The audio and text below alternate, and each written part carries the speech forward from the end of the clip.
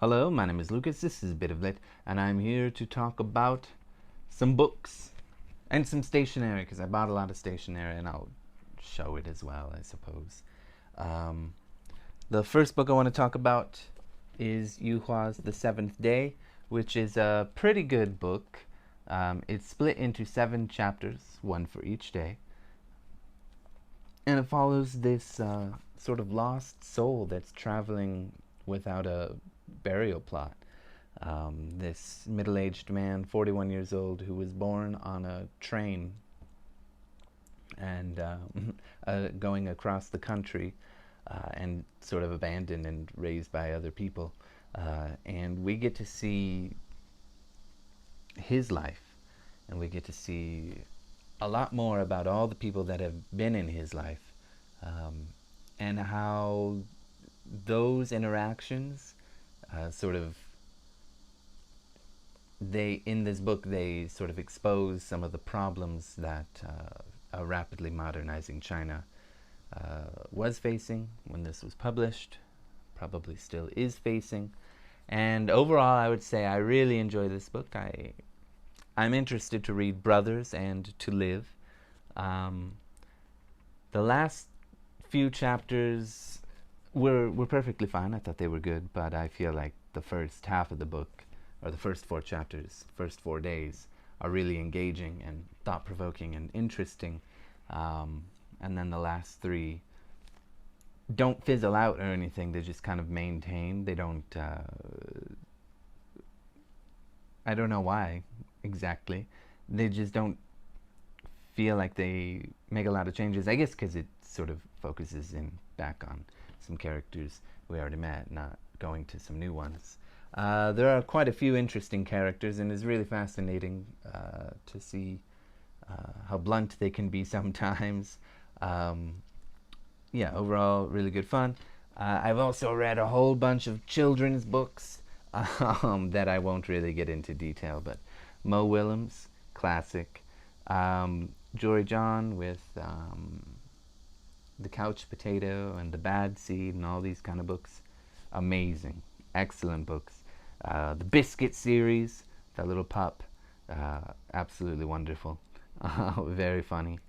Yeah, and then my other book is actually a comic book, and that is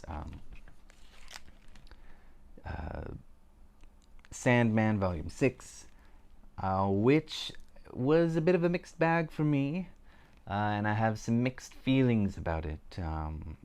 It's not too bad. Again, I'm not really a fan of the art, but it didn't really attract my interest. It's a bunch of different stories told throughout the different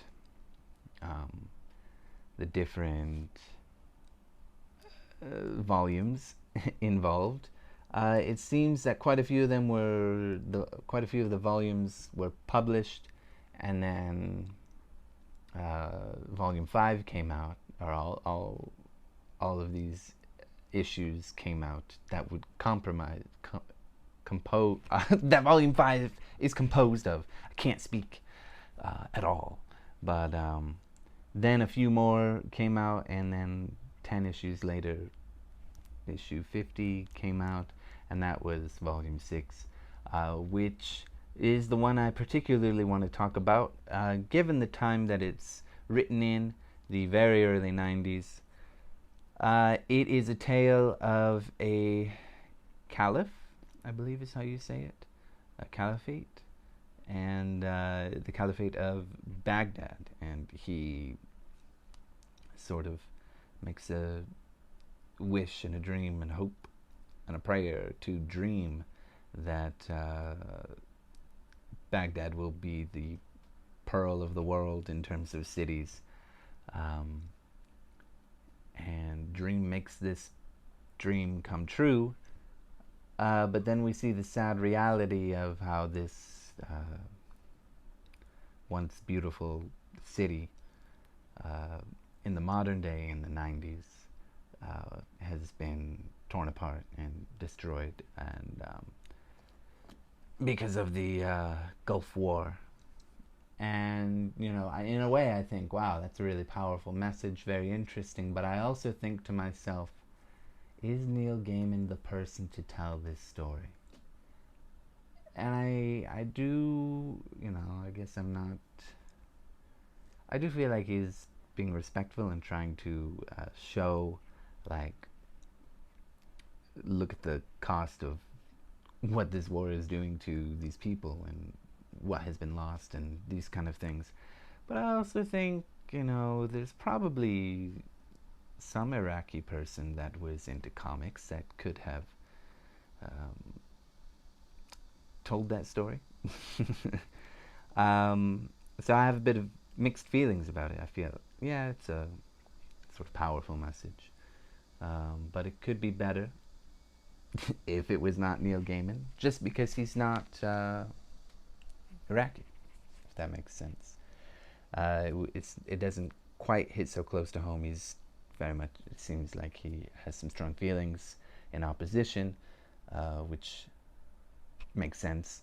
But yeah, and then the other issues aren't so political that are in Volume 6. But that's the one I wanted to talk about. I've got a lot of stationery to show you.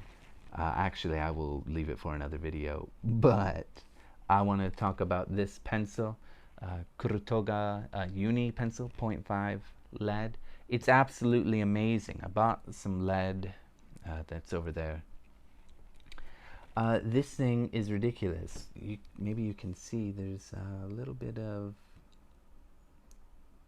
mechanical, well, maybe not, a little bit of mechanical stuff in there, and it's hard to see. It's so focused on me, but there is in here some device that makes it constantly spin so that when you're writing,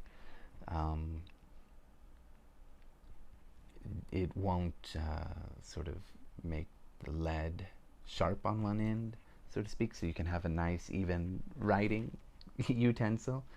I don't know if it's the kind of mechanical pencil. Maybe the device also does this. Maybe the spinning also helps the lead from breaking. I don't know for sure. But this pencil is so cool. I've used it quite a bit for writing and drawing. And yeah, it does exactly what it says. I will maybe try to show an example when I actually show all the stationery I bought. Who knows? Thank you.